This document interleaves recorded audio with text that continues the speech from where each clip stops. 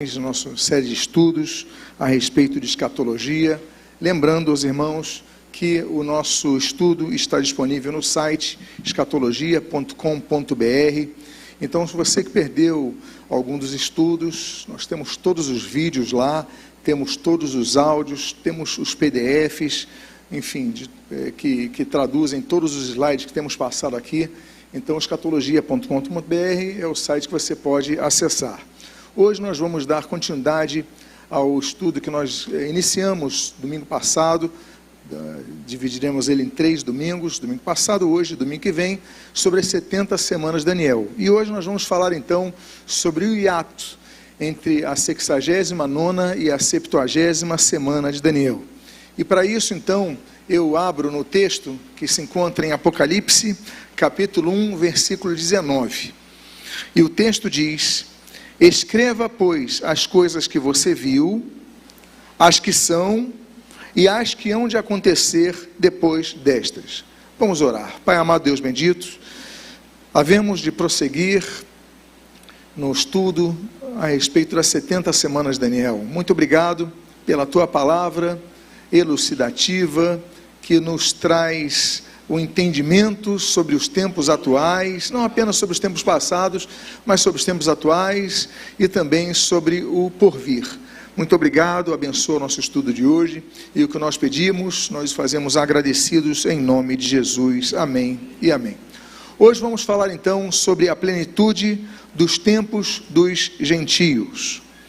Como nós já podemos estudar, a morte de Jesus, ela marca o encerramento da 69ª semana de Daniel. São 70 semanas, e nós temos então esse texto que nós lemos como base, de Daniel capítulo 9, no versículo 24, do versículo 24 ao versículo 27, que diz assim: 70 semanas estão determinadas sobre o teu povo e sobre a tua santa cidade, para fazer cessar a transgressão, para dar fim aos pecados, para expiar a iniquidade, para trazer a justiça eterna, para selar a visão e a profecia, e para ungir o Santo dos Santos.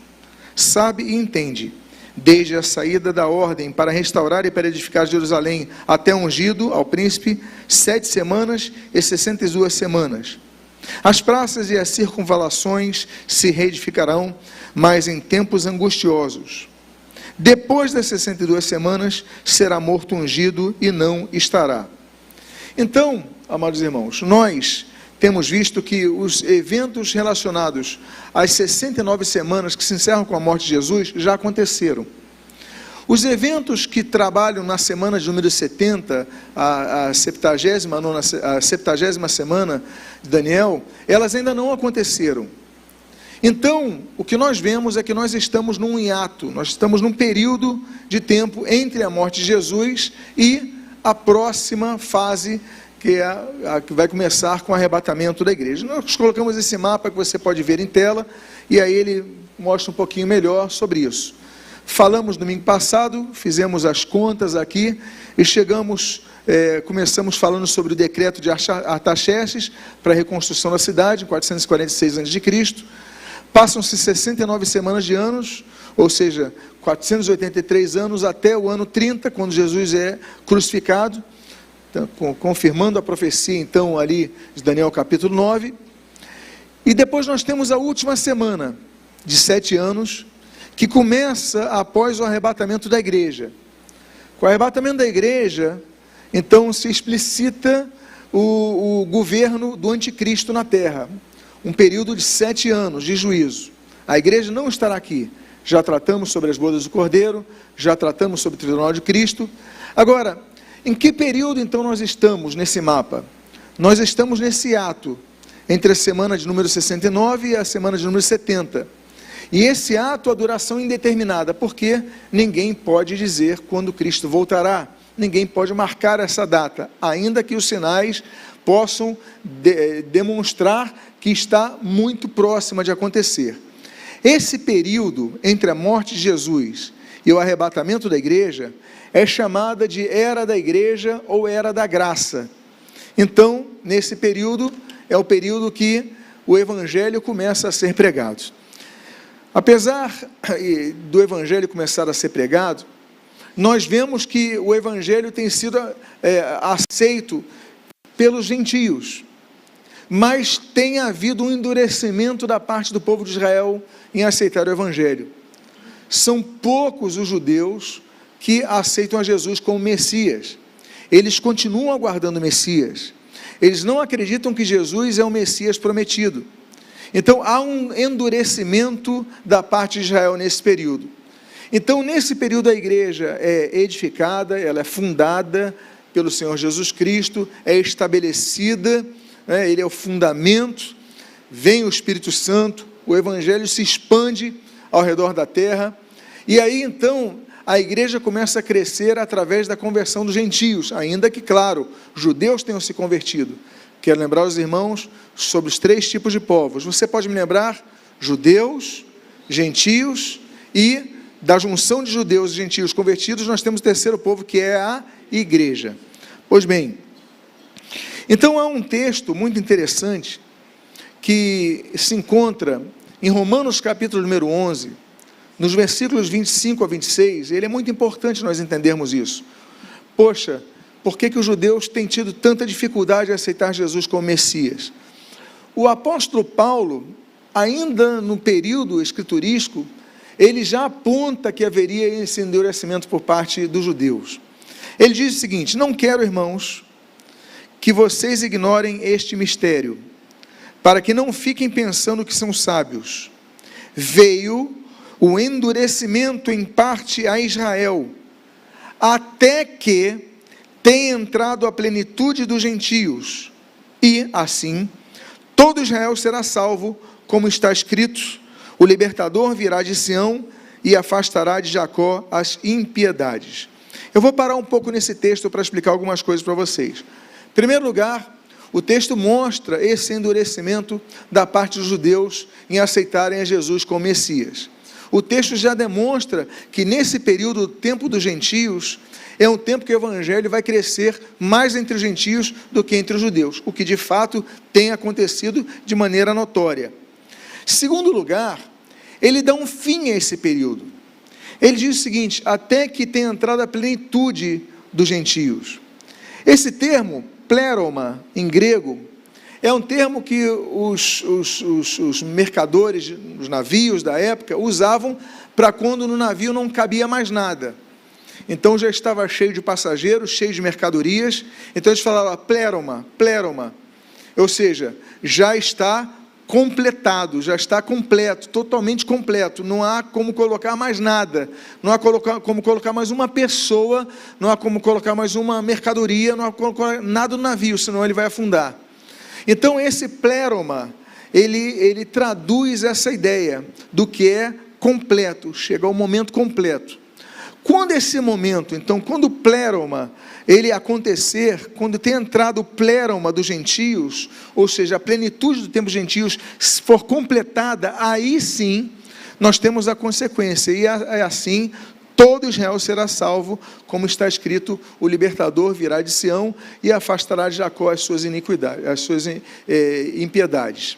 Ou seja, quando acontecer de se completar esse período dos tempos dos gentios, então Israel será salvo. E o leão da tribo de Judá, o Senhor Jesus Cristo, virá de Sião e vai então apresentar a salvação a todos os judeus. Israel será salvo, é uma promessa bíblica, é uma promessa textual da Bíblia que nós estamos lendo agora. Agora, se nós considerarmos que se não houvesse esse ato entre a 69ª e a 70ª semana de Daniel, então já estariam todas as promessas cumpridas, e não haveria mais oportunidade de salvação a ninguém. Por esse motivo, nós estamos nesse período, nesse ato, nessa pausa.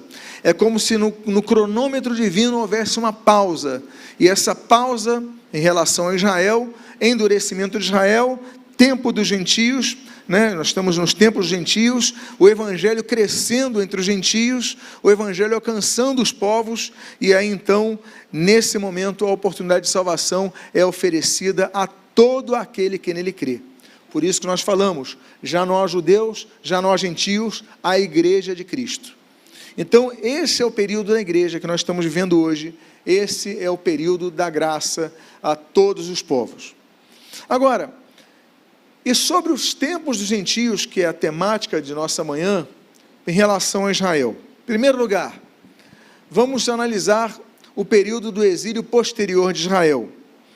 O Senhor Jesus, no escatológico capítulo de Lucas, capítulo 21, Lucas 21, no versículo 24, ele diz o seguinte: cairão a fio de espada e serão levados cativos para todas as nações, falando de Israel, e até que os tempos dos gentios se completem, Jerusalém será pisada por eles.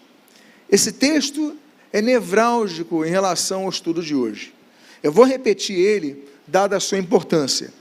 Cairão a fio de espada e serão levados cativos para todas as nações. Então os judeus são espalhados por todas as nações, e até que os tempos dos gentios se completem. Nós usamos o termo pleroma, lembra disso? Ou seja, tem um prazo. Os tempos gentios têm um período definido no Kairos divino, no tempo divino. Até que os tempos gentios se completem, Jerusalém será pisada por eles.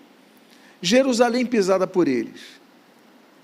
Desde que começaram os cativeiros, nós vemos as profecias se cumprindo. Os judeus sendo espalhados por todos os povos. E nós falamos do ano 70, quando o general Tito, então, destrói Jerusalém, incendeia Jerusalém. Depois do ano 135, quando, abatendo a revolução de Bar Corba, o imperador Adriano, então, expulsa os judeus de Jerusalém, muda o nome daquela capital, enfim. Mas o fato é que, desde então, a Jerusalém, e lembra que a profecia de Daniel que nós falamos, ela fala sobre o teu povo e a tua santa cidade. Está falando de Jerusalém. Ela seria, como o Senhor Jesus falou em Lucas 21, que nós lemos, pisada pelos gentios, governada pelos gentios, administrada, ocupada pelos gentios. Aí você fala, bom, mas Jerusalém hoje é ocupada pelo Estado de Israel. Vamos já falar sobre isso, para você ver que não é totalmente assim. É quase totalmente assim, mas não é totalmente assim. O fato é que esse período se inicia com o cativeiro babilônico, quando os gentios passam, então, a ocupar Jerusalém, através de Nabucodonosor, e se manterá até o final da grande tribulação. Só no final da grande tribulação, com o retorno de Jesus, então é que a cidade vai ser liberada daquele governo gentio. Pois bem, vamos lembrar do ano de 1948. A Guerra da Independência de Israel. Israel, no dia 14 de maio de 1948, declara a sua independência. Israel ficou livre? Não, porque no dia seguinte, Israel ele foi atacado. E aí nós temos vários ataques a Israel e chegamos ao ano de 1967. O ano de 1967, que foi recente, muitos dos irmãos aqui presentes já eram nascidos nessa época, e muitos dos irmãos aqui presentes acompanharam os noticiários daquela guerra chamada Guerra dos 6 Dias. Enfim, em 67, Jerusalém, ela volta a conquistar Jerusalém Oriental. Porque Jerusalém é uma cidade antiga, ela nasce ali no que nós chamamos de Jerusalém Oriental, onde estava o templo, e ela vai crescendo. E aí os judeus, então, eles permanecem, depois daquelas guerras, das guerras da independência, e, enfim, aquele período posterior, ele perde a ocupação de Jerusalém Oriental. Ele só fica com Jerusalém Ocidental, só fica com a cidade mais moderna. O fato é que, em 1967, nós podemos ver na tela, e essa tela mostra um pouco a disposição desse mapa, dividindo uma cidade. O exército israelense, nesse mapa, está ali no Monte Escopos, no Monte das Oliveiras. Eles estão exatamente no Monte das Oliveiras, e eles estão olhando para aquele Domo da Rocha, aquele local sagrado para os muçulmanos. Aquele Domo da Rocha, eles estão, esse exército está em Jerusalém Ocidental, uma parte ali, mas eles estão olhando para Jerusalém Oriental. Então eles estão prestes a ocupar aquilo. Então em 1967 eles ocupam aquela parte. onde está aquele local sagrado para os muçulmanos, que era o local do Templo de Jerusalém. Aí você fala, bom, então Israel ocupou em 1967 Jerusalém Oriental, então completou a cidade, já tinha a parte ocidental, agora tem a parte oriental, Jerusalém então está totalmente debaixo dos judeus. Mas impressionantemente, não é isso que acontece. Inesperadamente, amados irmãos, depois de uma semana que Israel ocupa aquela parte que vocês viram, eles fazem, o Moshe Dayan, ele faz um acordo com os jordanianos, e eles entregam a administração do Monte do Templo à Jordânia. Ou seja, você pode ver a próxima imagem, uma imagem muito famosa, né? O Moshe Dayan é esse general que está no meio desses 3 oficiais israelenses, à minha esquerda, ele está bem no meio, na imagem da esquerda, ele é o Moshe Dayan. Ele ocupa Jerusalém Oriental, ele está aqui passeando por ela. Mas uma semana depois, esse homem, que era ateu, que não tinha o entendimento, a compreensão bíblica, não era um estudioso bíblico, não era uma pessoa que tinha o temor a Deus, ele tinha um amor pela sua nação, pelo seu povo, mas não tinha o temor a Deus, era ateu. Então, ele faz um acordo com o rei da Jordânia, o rei Hussein bin Talal, e uma semana depois, ele passa aquele local de Jerusalém para a administração, mais uma vez, dos gentios. Você pode ver a próxima imagem, como é que é Jerusalém hoje. Jerusalém hoje, você vê as casas ao redor ali, você pode ver aqui, por exemplo, nesse trecho daqui, é o Muro das Lamentações, que é muito famoso, né? As pessoas, os judeus estão lá orando, nós vamos orar lá, é a única parte que restou original do templo, as pedras de baixo, as pedras inferiores. Aqui ficava o templo. Por que ficava o templo aqui? Bom, aqui nós temos a Porta Dourada, o templo ficava aqui construído. Ele foi destruído pelos romanos. E os árabes então construíram uma mesquita aqui à direita, e esse domo da rocha à esquerda. Muitos dizem que esse daqui é mesquita, não é uma mesquita, mas é um local sagrado. Então, essa parte daqui, que nós chamamos de Monte do Templo, os muçulmanos chamam de Esplanada das Mesquitas. E aqui então, essa parte, apesar de ser de Israel, ela é controlada pelo exército jordaniano. Os judeus não podem chegar lá, eu vou orar aqui, nós temos uma autorização especial para poder orar num local que é em Israel. Os judeus não podem ler os textos do Antigo Testamento ali, são proibidos, que ali somente pode abrir o Alcorão, nem os cristãos podem abrir a Bíblia ali. Aliás, quando nós visitamos o local, eles dizem, olha, não carrega a Bíblia com você, a Bíblia é um livro, porque hoje em dia nós podemos levá-la no nosso celular, mas você não pode levar o livro, abrir o livro ali, porque eles proíbem. Vem um soldado jordaniano e fala, você é proibido. Não podem. Então, o que eu quero dizer com isso? Que alguns podem dizer, manja, mas essa profecia vai dizer que ela vai ser administrada, pisada pelos gentios, até a plenitude dos tempos. Só que os judeus dominam Jerusalém, não dominam totalmente, por causa disso que eu falei para vocês. Foi entregue à administração jordaniana. Pois bem, então Jerusalém, ela só seria governada exclusivamente pelos judeus por uma semana, e depois voltou a ser governada pelos gentios. Ela só voltará a ser governada pelos judeus naquele período que nós vamos falar começar a falar daqui a algumas semanas sobre a grande tribulação. Então, esse período dos gentios, esses tempos gentios, eles abrangem um longo tempo. Os tempos das perseguições judeus na Europa, as perseguições judeus nos países árabes, as perseguições judeus nos demais países muçulmanos, nos pogrões nazistas, enfim, e continuam até os dias atuais com crescente aumento do antissemitismo. Nesse período, então, babilônios passaram por ali, governaram gregos, romanos, bizantinos, árabes, mamelucos, otomanos, britânicos. Jerusalém foi governada por vários povos gentios, e só voltará a administrar aquilo no final dos tempos. O texto, então, diz que Israel seria espalhado. E foi o que nós já estudamos, sobre o que nós já estudamos. Levítico capítulo 26, versículo 33, nós lemos: espalharei vocês entre as nações, e irei atrás de vocês com a espada na mão. A terra de vocês será assolada, e as cidades ficarão em ruínas. Ou seja, Israel seria espalhado entre as nações, e haveria espada contra Israel. E é isso que nós temos visto ao longo de séculos e séculos ao redor da história, as perseguições de Israel. O texto de Oséias, capítulo 9, versículo 27, ele diz: o meu Deus os rejeitará, porque não lhe dão ouvidos, e andarão sem rumo entre as nações. Só que acontece uma coisa ao longo da história: eles ficam exilados entre as nações durante os tempos, só que havia uma profecia,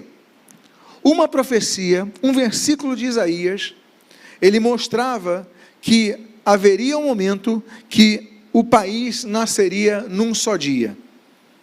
Então, apesar de tais juízos, Deus não abandonou o povo de Israel.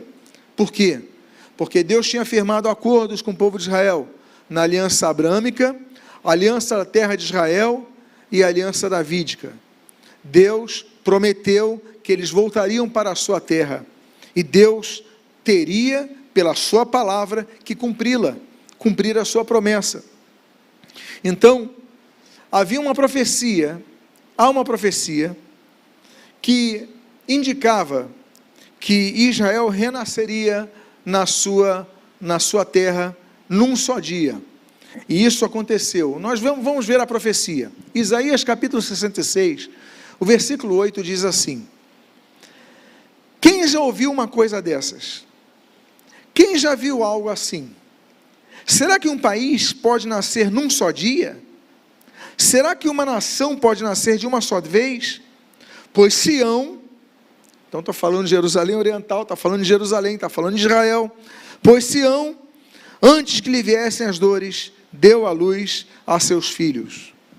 E aí, meus amados irmãos, uma Assembleia da ONU, a segunda Assembleia Geral da ONU, 1947, no dia 29 de novembro de 1947, o secretário-geral da ONU era brasileiro, o Oswaldo Aranha, gaúcho de Alegrete. Ele então preside essa sessão, coloca em plenário, e por 33 votos a favor, 13 contra e 10 abstenções, então o plano da divisão da Palestina é aprovado. Você pode ver a imagem então desse momento. Esse é o secretário-geral da ONU, o nosso brasileiro Oswaldo Aranha, nesse momento que tanto marcou a história. E ali então ele falou: Israel tem direito a ter o seu Estado. Isso foi em 29 de novembro de 1947.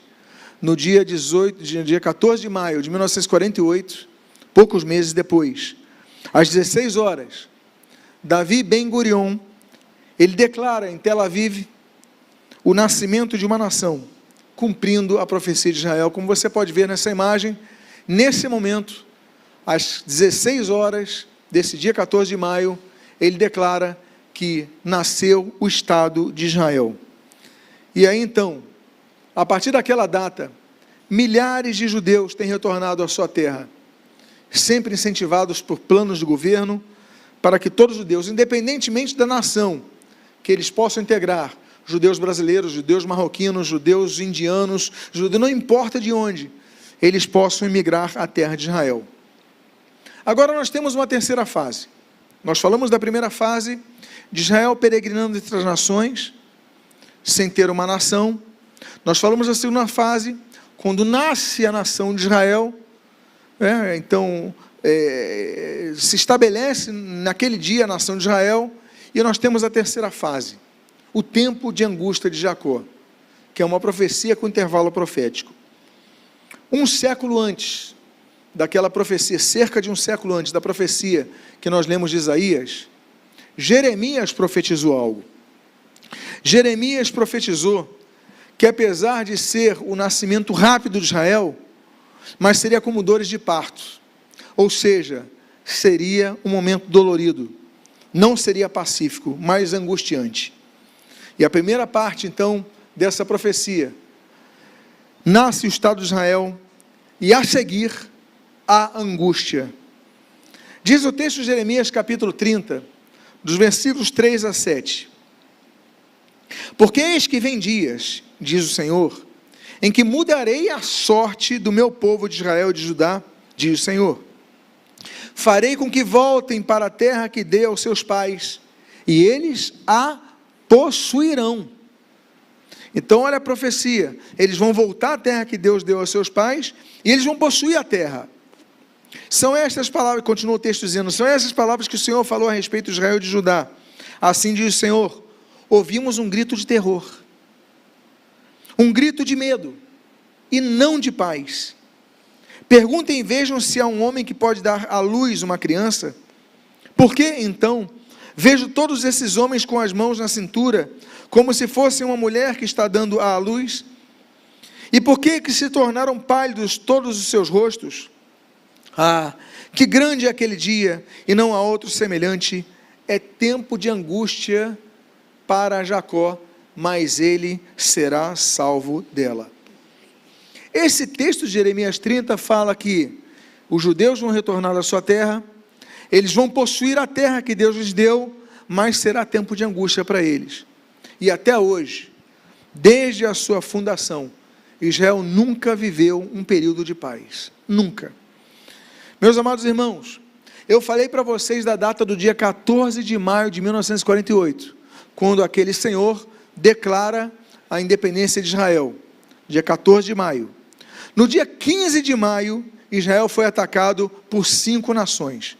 Veja você o mapa do que aconteceu um dia depois do dia 14 de maio. Israel é atacado no sul pelos egípcios, é atacado no leste pelos jordanianos e pelos sírios no nordeste, é atacado pelos libaneses ao norte. Israel é atacado, totalmente cercado, e tentam destruir Israel, um dia depois da sua independência. Israel não tinha nem exército, Israel tinha grupos paramilitares que defenderam, Irgun, Haganá e outros. Então, nós temos uma guerra surpresa para Israel. Apesar disso, de um país que não tinha nem um exército estabelecido, não tinha nem as compras das forças armadas, uma organização, ainda assim, Israel vence a guerra, contra 5 exércitos já estabelecidos, e vence a guerra e amplia seu território em 23%. Mas aqui, você fala, mas isso trouxe paz a Israel? Não. Isso continuou trazendo ainda maior inimizade contra Israel. Vocês lembram que eu falei sobre as partes da profecia? Vamos à segunda parte da profecia. A segunda parte da profecia, ela vai ser cumprida num período milenial. Porque num período milenial, o povo de Israel vai servir ao Senhor, o trono terreno de Davi será restabelecido, os judeus vão regressar definitivamente à sua terra, e haverá paz em Israel. Até hoje, nunca houve paz em Israel. Ah, você vai visitar Israel? Ah, já fui a Israel algumas vezes e tal.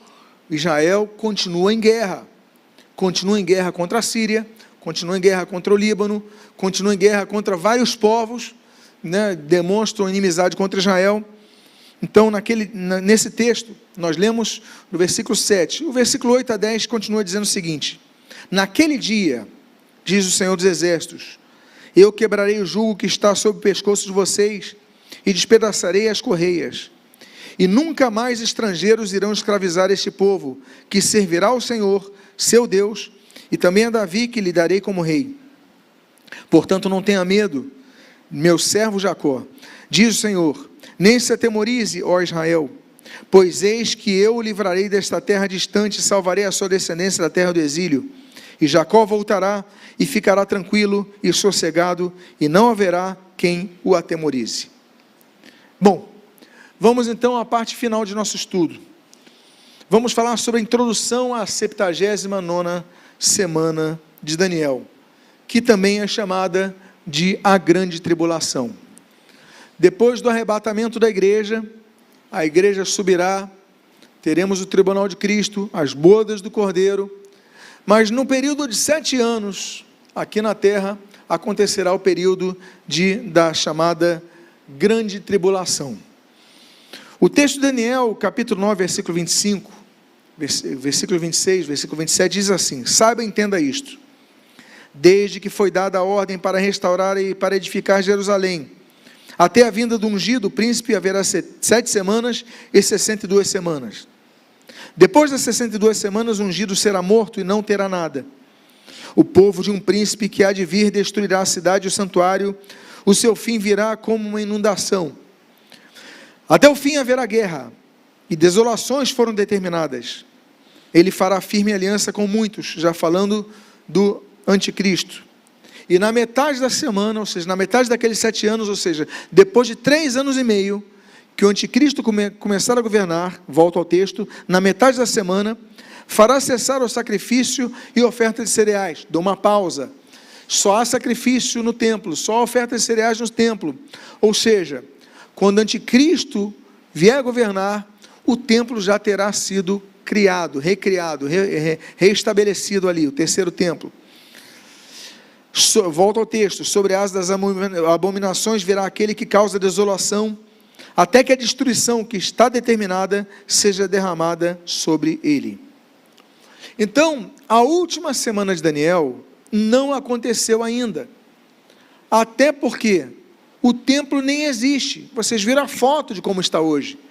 Tem 2 locais sagrados lá para os muçulmanos. O templo não existe, não aconteceu ainda a 70ª semana. Então nós estamos na pausa entre a morte de Jesus, que encerra a semana 69, e nesse hiato até a semana 70, estamos vivendo o período da igreja. E esse período, então, é denominado pelo Senhor Jesus de a grande tribulação. Mateus capítulo número 24, no versículo 21, ele diz: porque nesse tempo haverá grande tribulação, como nunca houve desde o princípio do mundo até agora, e nunca jamais haverá. Então, todas aquelas profecias, daquelas inúmeras tragédias que vão acontecer, o Senhor Jesus falou, isso tudo vai acontecer na grande tribulação, porque nunca jamais houve, e tampouco jamais haverá. Ou seja, só nesse período da grande tribulação. E vamos abordar isso posteriormente. A partir do próximo domingo, então, nós vamos dar continuidade e vamos falar do denominado Dia do Senhor, também chamado de Dia de Cristo, e os eventos que vão se desenrolar a partir do período da grande tribulação. Que Deus possa ter abençoado a sua vida de maneira rica e abundante, em nome de Jesus. Amém, queridos? Vamos ficar de pé, vamos fazer uma oração.